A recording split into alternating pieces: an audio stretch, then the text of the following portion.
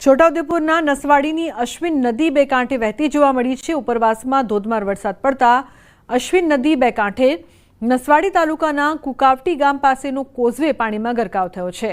અશ્વિન નદી 200 ગામોમાંથી પસાર થતી હોવાથી 200 ગામોને પીવાના પાણીની તંગી દૂર થશે। નસવાડી તાલુકામાં સતત બીજા દિવસથી વરસાદ પડતા તમામ નાના ગામડાઓના કોતરોમાં નવા નીર આવ્યા છે, જ્યારે કુકાવટી ગામે લો લેવલના કોઝવે ઉપર કોન્ક્રીટનો સ્લેબ ધોવાતા વાહન ચાલકોને મુશ્કેલીનો સામનો કરવો પડી રહ્યો છે।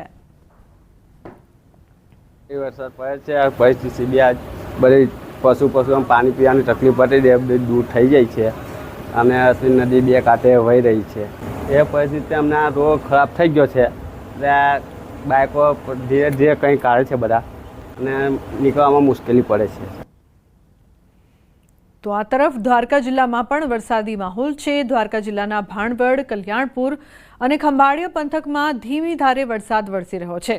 ભાણવડ, કલ્યાણપુર તાલુકામાં વરસાદ વરસ્યો છે। ભાણવડ તાલુકાના ગુંદા, નવાગામ, મોરજર, સઈ દેવડિયા સહિતના ગ્રામ્ય વિસ્તારમાં ધીમી ધારે વરસાદ વરસી રહ્યો છે, તો કલ્યાણપુર તાલુકાના હરિપર, રાવલ સહિતના ગ્રામ્ય વિસ્તારમાં ધીમી ધારે વરસાદ। ખંભાળિયા તાલુકાના કેશોદ, વિંજલપોર, ભાડધર સહિતના ગ્રામ્ય વિસ્તારોમાં પણ ધીમી ધારે વરસાદની શરૂઆત થઈ છે।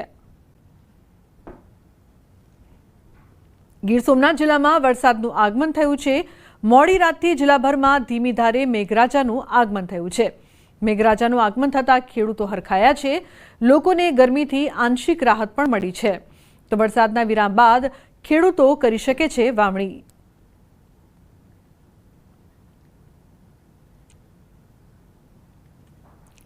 બીજી તરફ જૂનાગઢમાં ધીમી ધારે વરસાદ શરૂ થયો છે। સતત બીજા દિવસે મેઘરાજાના મંડાણ, સવારથી જ વરસાદી વાતાવરણ જોવા મળી રહ્યું છે। ધીમી ધારે વરસાદ પડતા ખેડૂતોમાં ખુશી છે, વાવણી લાયક વરસાદ પડતા આનંદની લાગણી છે।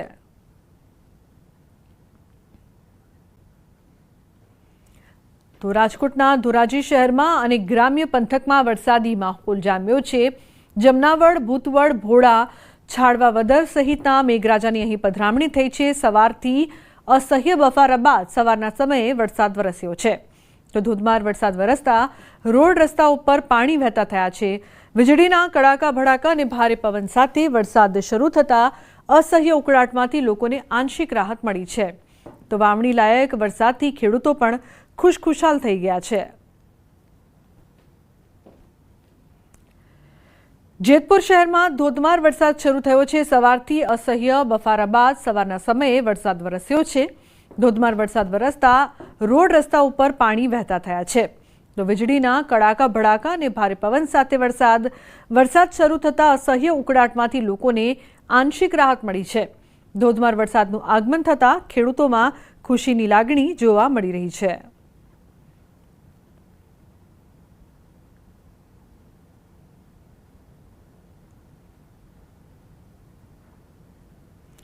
તો સતત વરસાદ છે તે વરસી રહ્યો છે। અમદાવાદના પણ કેટલાક વિસ્તારોમાં વરસાદ વરસી રહ્યો છે તેવા સમાચાર પ્રાપ્ત થઈ રહ્યા છે। ભારે પવન સાથે અમદાવાદમાં વરસાદ વરસી રહ્યો છે।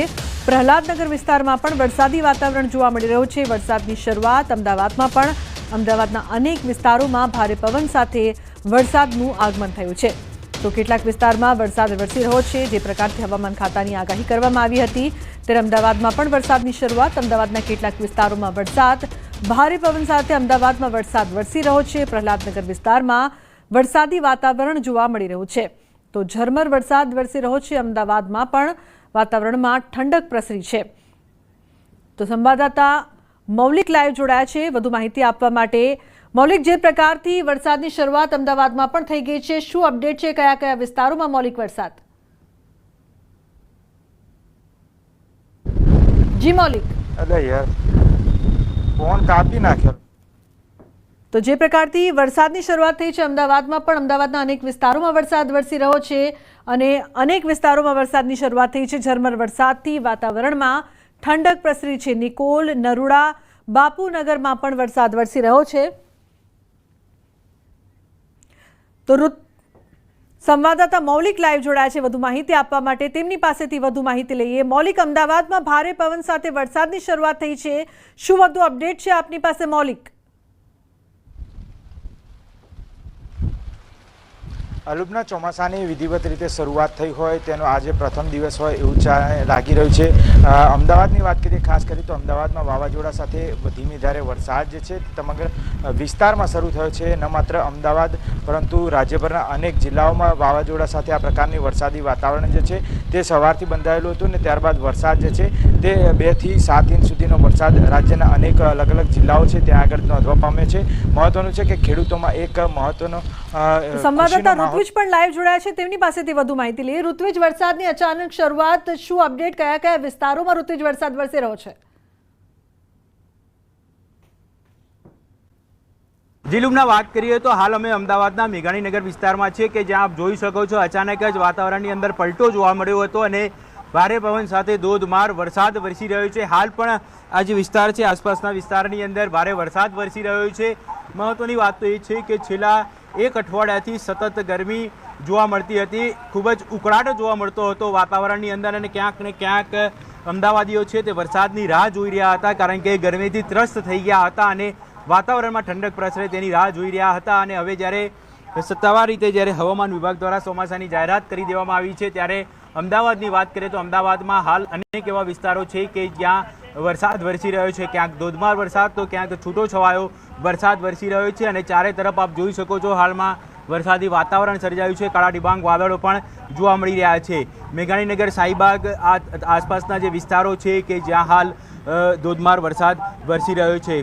આ જ રીતે અમદાવાદની વાત કરીએ તો અમદાવાદમાં સમગ્ર અમદાવાદની અંદર વરસાદી વાતાવરણ સર્જાયું છે અને હવે ક્યાંક ને ક્યાંક જે વરસાદ પડ્યો છે તેને લઈને વાતાવરણની અંદર પણ ઠંડક પ્રસરાય તેવી શક્યતા રહેલી છે, એટલે લોકોને આ જે ઉકળાટ હતો, ગરમી હતી તેમાંથી હવે છુટકારો મળે તેવી શક્યતા છે।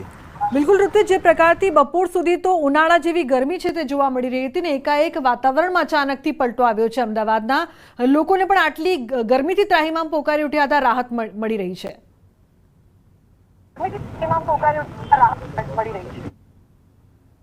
કચ્છથી છેલ્લા 1 અઠવાડિયાની વાત કરીએ તો 1 અઠવાડિયામાં અમદાવાદની અંદર જે ઉકળાટ જોવા મળતો હતો, ગરમીનું પ્રમાણ પણ ખૂબ જ જોવા મળતું હતું અને લોકો ગરમીથી ત્રાહિમામ પોકારી ગયા હતા કારણ કે જે રીતે વાતાવરણની અંદર બફારો જોવા મળતો હતો એટલે લોકો ગરમીથી ત્રસ્ત થઈ ગયા હતા અને ક્યાંક ને ક્યાંક વરસાદની રાહ જોઈ રહ્યા હતા કારણ કે જો વરસાદ વરસે।